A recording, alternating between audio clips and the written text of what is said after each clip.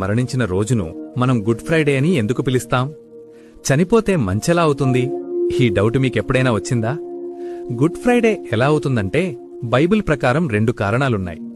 మొదటిది, మన పాపాలకు పడాల్సిన శిక్షను యేసు తనపై వేసుకున్నారు. మన పాపాల విముక్తి కోసం ఆయన తన ప్రాణాన్ని బలిగా ఇచ్చిన రోజది. యెషయా 53:5 ప్రకారం ఆయన పొందిన దెబ్బల చేత మనకు స్వస్థత కలుగుచున్నది.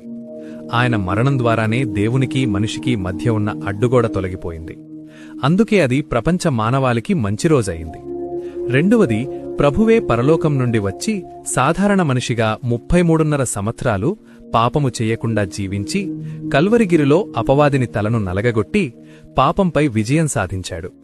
నిర్దోషి, నిష్కల్మషుడు, పాపులలో చేరక ప్రత్యేకముగా ఉన్నవాడు అని సర్వ మానవాళిచేత కీర్తింపబడ్డాడు. సిలువలో విజయజెండా ఎగిరేసిన రోజు కాబట్టి గుడ్ ఫ్రైడే అయింది. ఈ ఇన్ఫర్మేషన్ నచ్చితే లైక్ చేయండి. లైక్ చేయడం ద్వారా ఈ సత్యం